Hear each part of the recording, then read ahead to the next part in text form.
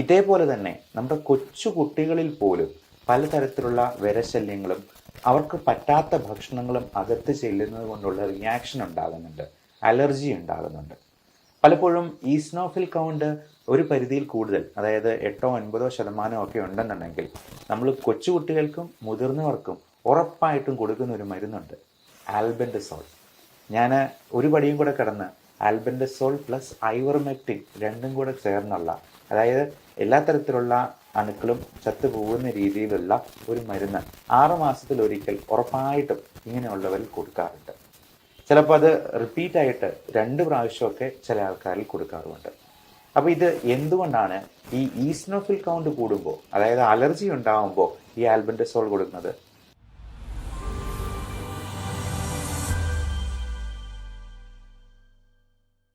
ഈ വൈറസ് സംബന്ധമായ പ്രശ്നങ്ങൾ പലർക്കും ഒരു പ്രഹേളികയാണ്.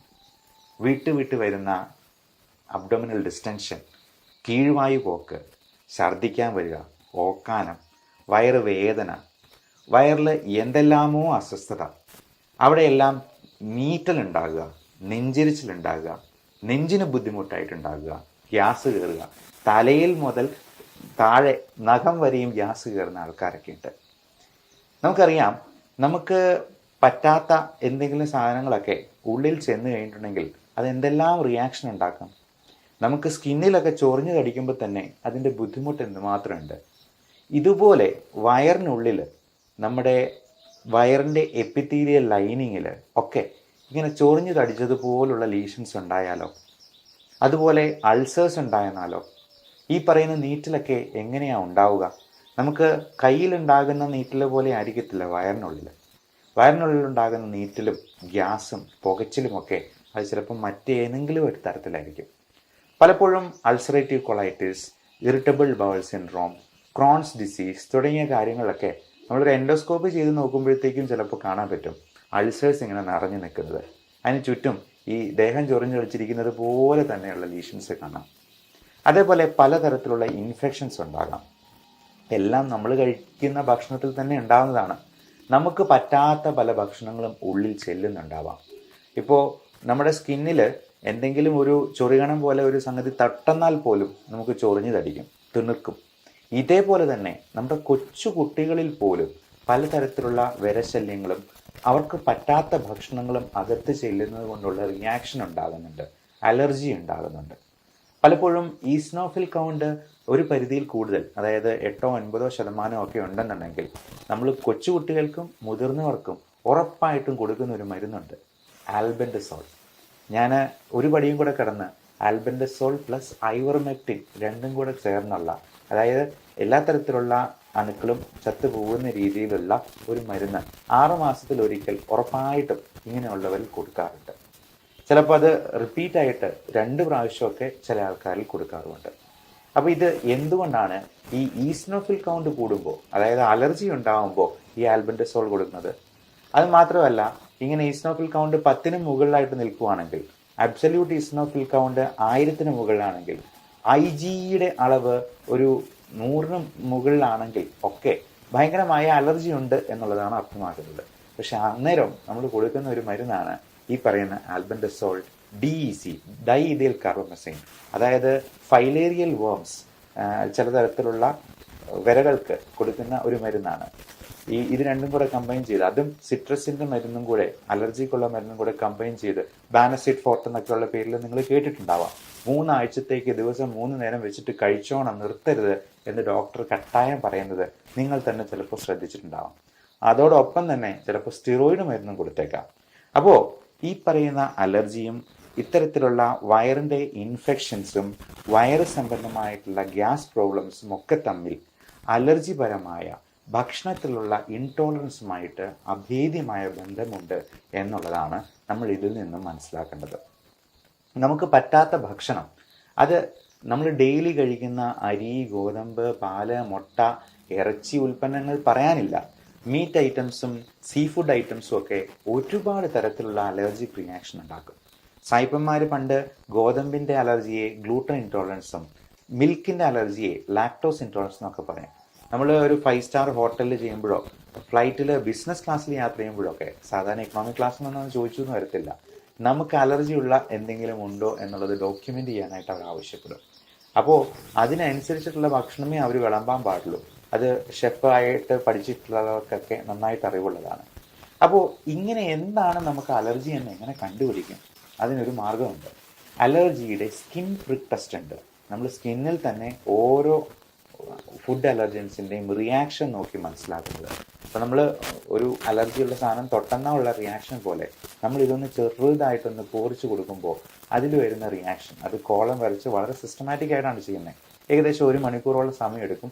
അപ്പോൾ തന്നെ നമുക്ക് റിപ്പോർട്ടും കിട്ടും. ജീവിതത്തിൽ ഒരിക്കലെങ്കിലും ഇത്തരത്തിലുള്ള പ്രശ്നങ്ങളുള്ളവർ നിർബന്ധമായും ഈ ടെസ്റ്റ് ഒന്ന് ചെയ്ത് നോക്കുന്നത് നല്ലതായിരിക്കും. അങ്ങനെ കണ്ടുപിടിച്ചെന്നാൽ നമുക്കതിൽ ഒഴിവാക്കാൻ പറ്റാത്ത സംഗതികൾക്ക് ഇമ്മ്യൂണോതെറാപ്പി എന്ന് പറയുന്ന ഒരു ട്രീറ്റ്മെൻറ്റ് വഴി ഇതിന് നമുക്ക് പൂർണ്ണമായിട്ടുള്ള വിമോചനം സാധ്യമാണ്. പഠനങ്ങൾ പറയുന്നത് 92% എഫിക്കസിയാണ് ഇതിന്. അത് കൊച്ചു കുട്ടികൾ മുതൽ പ്രായമായവർക്ക്, അത് ഒത്തിരി പ്രായമാകുന്നതിന് മുമ്പ് ചെയ്യുന്നാൽ ഏറ്റവും നല്ലത്. കാരണം ഇതുപോലെ ഒരുപാട് അലർജിക് റിയാക്ഷൻ ഉണ്ടായി അതിൻ്റെ ഡീസെൻസിറ്റൈസ് ചെയ്യുന്നത് വളരെ ദുഷ്കരമാകുന്ന ഒരു പ്രായത്തിൽ അത് ചെയ്യുന്നതുകൊണ്ട് ഈ പറയുന്ന റിസൾട്ട് നമുക്ക് കിട്ടിക്കൊള്ളണമെന്നില്ല. അതുകൊണ്ട് ഇങ്ങനെയുള്ള കാര്യങ്ങളെക്കുറിച്ച് നമ്മൾ മനസ്സിലാക്കുക.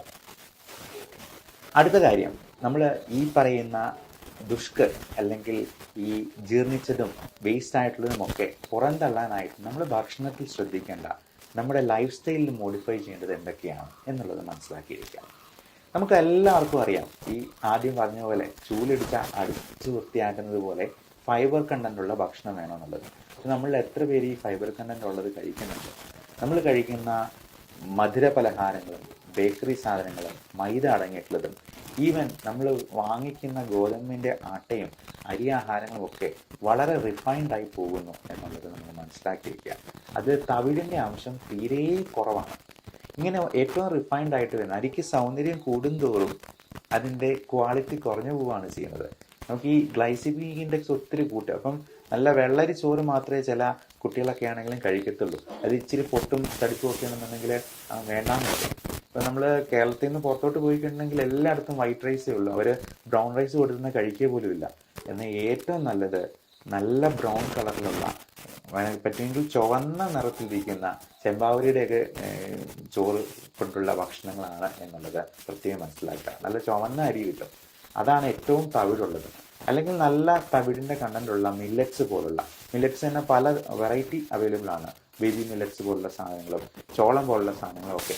അപ്പം അതിൽ എത്രത്തോളം തവിടുണ്ടോ അത്രത്തോളം നല്ലത്. പണ്ടൊക്കെ വീടുകളിൽ മുതിർന്ന കുട്ടികൾ ഇളയ കുട്ടികളോട് തമാശ പറയാണ്, എടാ നിന്നെ തവിട് കൊടുത്ത് വാങ്ങിച്ച കേട്ടോ, നിന്നെ കൊണ്ടൊരു ഉപയോഗമില്ലാണ്.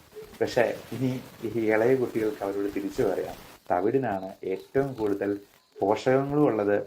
ഏറ്റവും ആരോഗ്യം നമുക്ക് മെച്ചപ്പെടുത്താനായിട്ടും തവിട് അടങ്ങിയ ആഹാരമാണ് നല്ലത് എന്ന് നമുക്ക് തിരിച്ചു പറയാനായിട്ട് ഒരു വാദമുഖമായി. ഇനി ഇതിന് നമുക്ക് ഹോം റെമഡീസിനായിട്ട് എന്തൊക്കെ ചെയ്യാൻ പറ്റും? ഏറ്റവും നല്ല ഒരു ഹോം റെമഡി പറയാം. ഉലുവ എന്ന് പറയുന്ന സാധനം ഉണ്ടല്ലോ, ഈ ഉലുവ മോരും വെള്ളത്തിൽ അരച്ച് ചേർത്ത് അങ്ങ് കുടിക്കുക. അതുകൊണ്ട് രണ്ടുണ്ട് ഗുണം. ഉലുവ അടങ്ങിയിട്ടുള്ളത് കൊണ്ട് അതിന് നല്ല ഫൈബർ കണ്ടന്റ് ഉണ്ട്. കൂടാതെ അത് ദഹനത്തിന് വളരെയധികം സഹായിക്കുന്നതാണ്. 2, ഈ മോരും വെള്ളത്തിന് നല്ല ലാക്റ്റിക് ആസിഡ് ബാസിലസ് ഉണ്ട്. ഈ പ്രീ ആൻഡ് പ്രോബയോട്ടിക്സ് എന്ന് പറയുന്ന കാറ്റഗറിയിലുള്ള കുറച്ച് ഗട്ട് ബാക്ടീരിയ ഉണ്ട്. അതായത് നമ്മുടെ ഇൻഡസ്ട്രിയിലെ നമ്മുടെ സുഹൃത്തുക്കളായിട്ടുള്ള ചില അണുക്കളുണ്ട്. അവന്മാരൊക്കെ പലപ്പോഴും നമ്മുടെ അശ്രദ്ധ കൊണ്ട് ചത്തുപോകുന്നുണ്ട്. പക്ഷേ നമുക്ക് ഇവന്മാരെയൊക്കെ വേണം. കാരണം ഇതെല്ലാം നല്ല രീതിയിൽ പുറന്തള്ളാനായിട്ടും ദഹനം സഹായിക്കാനായിട്ടും ഇവന്മാരെ വേണം. അല്ല എന്നുണ്ടെങ്കിൽ നമ്മൾ ഈ കീഴ്വായു വിടുമ്പോൾ വരുന്നത് എത്രയോ ടോക്സിക് ആയിട്ടുള്ള കെമിക്കൽസും ഗ്യാസുമാണെന്നറിയോ. ഹൈഡ്രജൻ സൾഫൈഡ് എന്ന് പറയുന്ന ഗ്യാസാണ് ആ കീഴ്വായു പോകുമ്പോൾ അത്ര ദുസ്സഹമായിട്ടുള്ള ഒരു ദുർഗന്ധം ഉണ്ടാക്കുന്നത്. അതുപോലെ മീഥെയിൻ പോലുള്ള ഗ്യാസുകളും അമോണിയ പോലുള്ള വിഷവാതകങ്ങൾ പോലും പല അസുഖങ്ങളിലും ഉണ്ടായി വരുന്നുണ്ട് എന്നുള്ളത് മനസ്സിലാക്കുക. അപ്പോൾ ഇതിലൊക്കെ ഇപ്പോൾ ഈ അമോണിയ അത് ഒത്തിരി കൂടി കഴിയുമ്പോഴത്തേക്കുമാണ് ഈ ലിവറിൻ്റെ പ്രോബ്ലംസ് ഉള്ളവർക്ക് ബോധക്കേടും ബോധക്ഷയവും ഒക്കെ ഉണ്ടാക്കുന്ന ഹെപ്പാറ്റിക് എൻകെഫലോപ്പതി എന്ന് പറയുന്ന ഒരു കണ്ടീഷനിലോട്ട് പോകും. ആൾ ബോധം കെട്ടു പോകും. അപ്പോൾ ഈ അമോണിയയുടെ അളവ് ഒത്തിരി ക്രമാതീതമായിട്ട് കൂടുകയും അത് ലിവറിൻ്റെ പ്രശ്നങ്ങൾ കൊണ്ട് ഉണ്ടാകാം, കിഡ്നിയുടെ പ്രശ്നങ്ങൾ കൊണ്ടുണ്ടാകാം, ദഹന സംബന്ധമായിട്ടുള്ള മറ്റ് പ്രശ്നങ്ങൾ കൊണ്ടുണ്ടാകാം, ശ്വാസകോശ സംബന്ധമായ രോഗങ്ങളിലോട്ട് പോലും ഈ GERD പുളിച്ചു തികട്ടൽ, ഗേർഡ് എന്ന് പറയുന്ന ഗ്യാസ്ട്രോ ഈസോഫാജിയൽ റിഫ്ലക്സ് ഡിസീസ് ചുമ ഉണ്ടാക്കാൻ ഒരു വലിയ കാരണമാണെന്ന് എത്ര പേർക്കറിയാം? പലപ്പോഴും ഈ ചുമ പലയിടത്തും ട്രീറ്റ് ചെയ്തിട്ട് ഒരിക്കലും ഭേദമാകാതെ നമ്മുടെ അടുത്ത് വന്നപ്പോൾ ജസ്റ്റ് ഒരു പാൻഡോപ്രസോൾ ടാബ്ലറ്റ് അല്ലെങ്കിൽ ഒരു ഡോംസ്റ്റാൾ ടാബ്ലറ്റും കൂടെ കൂട്ടി ചേർത്ത് കൊടുക്കുമ്പോഴത്തേക്കും ആ ചുമ മാറുന്ന കാണാം. അതുപോലെ കാൽഷ്യം കുറഞ്ഞു പോകുന്നത് കൊണ്ട് ചുമ കുറയാം, മഗ്നീഷ്യം കുറഞ്ഞു പോകുന്നതുകൊണ്ട് ദഹനം പ്രോപ്പർ ആകാതെ വരാം, കോൺസ്റ്റിപ്പേഷൻ ഉണ്ടാകാം എന്നൊക്കെ നമുക്ക് ശരിക്കും അറിവില്ല എന്നുള്ളതാണ് ശരിയായിട്ടുള്ള വസ്തുത. അപ്പോൾ മഗ്നീഷ്യം കണ്ടന്റ് കൂടുതലുള്ള ഭക്ഷണങ്ങൾ കഴിക്കുന്നതിനോടൊപ്പം തന്നെ അതിനെ കുറച്ച് കളയുന്ന സ്ട്രെസ് ഫാക്ടറും സ്മോക്കിങ്ങും പിന്നെ നമ്മുടെ ഭക്ഷണത്തിലുള്ള പലതരത്തിലും ഈ ബെവറേജസ് പോലുള്ള ആൽക്കഹോൾ പോലുള്ള സാധനങ്ങൾ, കോഫി ഒത്തിരി കുടിക്കുന്നതൊക്കെ നമ്മൾ ഈ മഗ്നീഷ്യത്തെ കുറച്ച് കളയേണ്ടിയേക്കും. പലപ്പോഴും ഈ ഉറക്കമില്ലായ്മയൊക്കെ തന്നെ മഗ്നീഷ്യവും കാൽഷ്യവും കുറച്ച് പോകാനായിട്ടും വൈറ്റമിൻ D3 അളവ് കുറഞ്ഞു പോകാനും ഇത് തന്നെ പലതരത്തിലുള്ള സ്ട്രെസ് ഫാക്ടർ ഇൻഡ്യൂസ്ഡ് ആയിട്ടുള്ള ഗ്യാസ്ട്രൈറ്റിസും ഉണ്ടാക്കും. അപ്പം നമുക്കറിയാം ഈ നമ്മുടെ പിള്ളേർക്കൊക്കെ പരീക്ഷയുടെ പോകുന്ന അന്ന് ദിവസം രാവിലെ ചിലപ്പോൾ വയറ്റൊഴിച്ചിലും ചിലപ്പോൾ കോൺസ്റ്റിപ്പേഷനും ഛർദിയും ഒക്കെ ആകുന്നത് ഈ സ്ട്രെസ് ഇൻഡ്യൂസ്ഡ് ഗ്യാസ്ട്രൈറ്റിസിൻ്റെ ഭാഗമാണ്. അതിൽ നിന്ന് തന്നെ ശ്വാസമുട്ടലും ചുമയും കൂടി ഉണ്ടാകും എന്ന് പറഞ്ഞെന്നാൽ അത് എത്ര ഭീകരമായിട്ടുള്ള അവസ്ഥയായിരിക്കും. അതേപോലെ ഈ കീഴ്വായി പോകുന്നത് അത് ശബ്ദത്തോടു കൂടിയോ ശബ്ദമില്ലാതെയോ ഒക്കെ പോയേക്കാം. അതിൽ ഈ ഹൈഡ്രജൻ സൾഫൈഡ് എന്ന് പറയുന്ന ഗ്യാസ്, അത് ചീഞ്ഞ മുട്ടയുടെ ഉള്ളിൽ നിന്ന് വരുന്ന ഗ്യാസാണ്. അതുപോലുള്ള സാധനങ്ങൾ നമ്മുടെ വയറിനുള്ളിൽ കെട്ടിക്കിടക്കുന്നുണ്ട് എന്നുള്ളത് നമ്മൾ അപ്പോഴേ മനസ്സിലാക്കിക്കൊള്ളണം. ഇതിന് പലതരത്തിലുള്ള മരുന്നുകൾ നമ്മൾ മോഡേൺ മെഡിസിൻ തന്നെ കൊടുക്കാറുണ്ട്. അത് പലപ്പോഴും മരുന്നുകളല്ല. ഇപ്പോൾ നമുക്ക് ഹോം റെമഡീസ് ആയിട്ട് കൊടുക്കാവുന്ന പലതരത്തിലുള്ള കാസ്റ്റർ ഓയിൽ, ആവണക്കെണ്ണ പോലുള്ള സാധനങ്ങളുണ്ട്. നല്ല ഫാറ്റ് പ്രദാനം ചെയ്യുന്ന ഗുഡ് കൊളസ്ട്രോൾ, ബാഡ് കൊളസ്ട്രോൾ രണ്ടാണെന്നറിയാം. നല്ല രീതിയിലുള്ള ഫാറ്റ് പ്രദാനം ചെയ്യുന്ന പലതരത്തിലുള്ള എണ്ണകളുണ്ട്. ഇപ്പം വെളിച്ചെണ്ണയാണെങ്കിലും നല്ല വെളിച്ചെണ്ണ ഉപയോഗിക്കുന്നത് നമുക്ക് തന്നെ ചക്കിലാട്ടി എടുക്കുന്ന വെളിച്ചെണ്ണയാണെങ്കിൽ ഏറെ നല്ലത്. അതേപോലെ നമുക്ക് ഈ ഒലീവ് ഓയിൽ പോലുള്ള സാധനങ്ങൾ നമുക്ക് എണ്ണ ഉപയോഗിക്കുമ്പോൾ ഏറ്റവും ശുദ്ധമായതും ആയിട്ടുള്ള എണ്ണ നമ്മൾ മാറി മാറി ഉപയോഗിക്കാനായിട്ട് ശ്രദ്ധിക്കുക. അപ്പോൾ ഇതെല്ലാം നമ്മുടെ ഈ വയറിൻ്റെ പ്രശ്നങ്ങൾ മാറാനായിട്ടും ഒത്തിരി സഹായിക്കുന്നതാണ്. അതേപോലെ നല്ല ഫ്രൂട്ട്സ് അധികം മധുരമില്ലാത്ത കഴിക്കാനായിട്ട് നോക്കുക.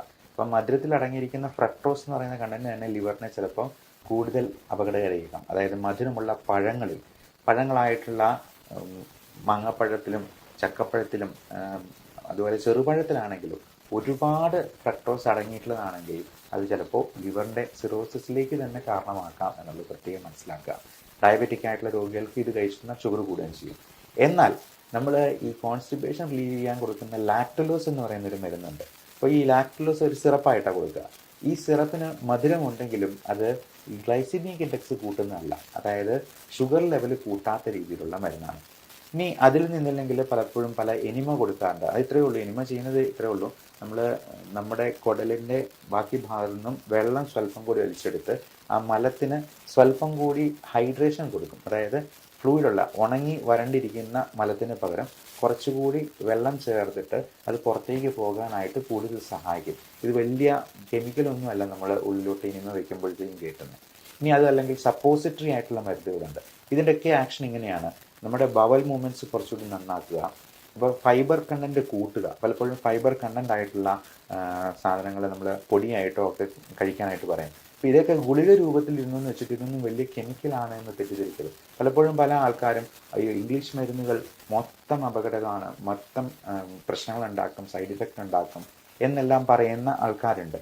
പക്ഷേ നമ്മളിത് ഗുളിക രൂപത്തിൽ കഴിക്കുന്നു എന്ന് കരുതി അതിനകത്ത് മൊത്തം കെമിക്കൽസ് ആണെന്ന് ധരിക്കരുത്. ഇതെല്ലാം പലപ്പോഴും പ്ലാന്റ് പ്രോഡക്ട്സിൽ നിന്നുണ്ടാക്കുന്ന മരുന്നുകൾ തന്നെയാണ്. അതെല്ലാം ഈ ഇംഗ്ലീഷ് മരുന്നുകളിൽ അലോപ്പതിയിൽ കൃത്യമായിട്ട് ഡോക്യുമെൻ്റ് ചെയ്ത് വെച്ചിട്ടുണ്ട് എന്ന് മാത്രമേ ഉള്ളൂ. പലപ്പോഴും ആയുർവേദത്തിലും ഈ പറയുന്ന ഗുളിക രൂപത്തിൽ കൊടുക്കാറുണ്ട്, അല്ലെങ്കിൽ സിറപ്പ് രൂപത്തിൽ കൊടുക്കാറുണ്ട്. അപ്പോൾ ഈ ഗുളിക രൂപത്തിൽ കാണുന്ന എല്ലാം കെമിക്കൽസ് ആണ് എന്ന് തെറ്റിദ്ധരിക്കരുത്. അപ്പോൾ പ്രകൃതിയിൽ നിന്ന് തന്നെ കിട്ടുന്ന മറ്റ് സാധനങ്ങൾക്ക് അതിനേക്കാൾ സൈഡ് എഫക്റ്റ് ഉണ്ടാവാം. ഈ പുകയില, നേരത്തെ പറഞ്ഞ പോലെ സ്മോക്കിംഗ് ഒരു വലിയ കോസാണ് നമ്മുടെ ദഹന പ്രക്രിയയെ തകിടം മറിക്കാനായിട്ട്. ഈ പുകയില എന്ന് പറയുന്നത് പ്രകൃതിയിൽ നിന്ന് നമ്മൾ നേരിട്ട് കിട്ടുന്നതാണ്. കഞ്ചാവ് അതുപോലെ പ്രകൃതിയിൽ നിന്ന് നേരിട്ട് കിട്ടുന്ന ഒരു ഇലയാണ്. മദ്യമാണെങ്കിൽ പോലും പഴങ്ങളുടെയൊക്കെ സത്ത്, ലാലേട്ടൻ്റെ സിനിമയിൽ പറയുന്ന പോലെ ഈ സ്കോച്ച് വിസ്കി എന്ന് പറയുന്നത് പഴങ്ങളുടെ സത്തൊക്കെ ഊറ്റിയെടുക്കുന്ന നല്ല സാധനമാണ് എന്ന് തെറ്റിദ്ധരിക്കുന്ന കുടിയന്മാരൊക്കെ ഉണ്ട്. അപ്പോൾ ഇതൊക്കെ നമുക്ക് ഒരു സൈഡ് ഇഫക്റ്റും ഉണ്ടാക്കുന്നില്ലേ എന്ന് ചോദിച്ചാൽ തന്നെ അതിനകത്തുള്ള ആ ഒരു മണ്ടത്തരം, ഉദ്ദേശശുദ്ധി ഇല്ലായ്മ നമുക്ക് മനസ്സിലാക്കിയെടുക്കാവുന്നതേ ഉള്ളൂ. അതുപോലെ പലതരത്തിലുള്ള വിഷക്കായകളുണ്ട്. നമ്മുടെ ഭക്ഷണത്തിൽ തന്നെ ഉൾപ്പെടുന്ന പലതും നമുക്ക് അലർജി ഉണ്ടാക്കിയേക്കാം. ഇത്തരത്തിലുള്ള കാര്യങ്ങളെക്കുറിച്ച് നമ്മൾ കൃത്യമായി മനസ്സിലാക്കുക. അതിന് വേണ്ട നടപടികൾ നമ്മുടെ ഭക്ഷണശീലങ്ങളിലും ജീവിതചര്യയിലും കൈക്കൊള്ളുക. എക്സസൈസ്, വ്യായാമം. നിത്യാഭ്യാസി കല്ല് കഴിച്ചെന്നാലും ദഹിച്ചു പോകും എന്നാണ് പറയപ്പെടുക. അപ്പോൾ നല്ല അധ്വാനമുള്ള, നല്ല എക്സസൈസ് ഉള്ള ഒരാൾക്ക് മാത്രമേ ദഹനവും പ്രോപ്പറാകത്തുള്ളൂ. മിക്കവാറും ഈ പ്രായമായവരൊക്കെ ഫുൾ ടൈം ഉറക്കമാണ്. അവർ കട്ടിലേന്ന് എടുക്കുന്നില്ല, പകലും ഉറക്കം, രാത്രിയിലും ഉറക്കം. അപ്പോൾ ഇങ്ങനെ 24 മണിക്കൂർ ഉറങ്ങി കഴിഞ്ഞിട്ടുണ്ടെങ്കിൽ അവർക്ക് വയറ് സംബന്ധമായിട്ടുള്ള പ്രശ്നങ്ങളും മറ്റസുഖങ്ങളും ഈ ക്ഷീണം കൂടത്തേ ഉള്ളൂ. ഉറക്കം കൂടിയെന്നാലും പ്രശ്നമാണ്. അതുപോലെ തന്നെയാണ് ഉറക്കം കുറഞ്ഞു പോയെന്നാലും. ഇപ്പോൾ ഉറക്കത്തിന് മരുന്ന് എന്തെങ്കിലും കഴിക്കാൻ ഡോക്ടർ പറയുമ്പോൾ അയ്യോ ഇത് ഭയങ്കര സൈഡ് എഫക്റ്റ് ഉള്ളതാണ് എന്ന് പറഞ്ഞ് അവർ ഉറങ്ങാതിരിക്കും. അവസാനം അവരുടെ സ്ട്രെസ് ഫാക്ടർ തന്നെ ബാക്കിയുള്ള എല്ലാ അസുഖങ്ങളിലോട്ടും വഴിതെളിക്കും. അത് തന്നെ അവരുടെ അന്ത്യത്തിന് വരെ കാരണമാകുന്ന ഒരു അവസ്ഥ പലപ്പോഴും കാണാറുണ്ട്. അപ്പോൾ ഇങ്ങനെയുള്ള കാര്യങ്ങളെക്കുറിച്ച് നിങ്ങളുടെ പ്രിയപ്പെട്ടവരോട് ഷെയർ ചെയ്ത് കൊടുക്കുക. Love and regards, doctor Bipin Jose, Pulma medical centre, Pala Kanjirappally.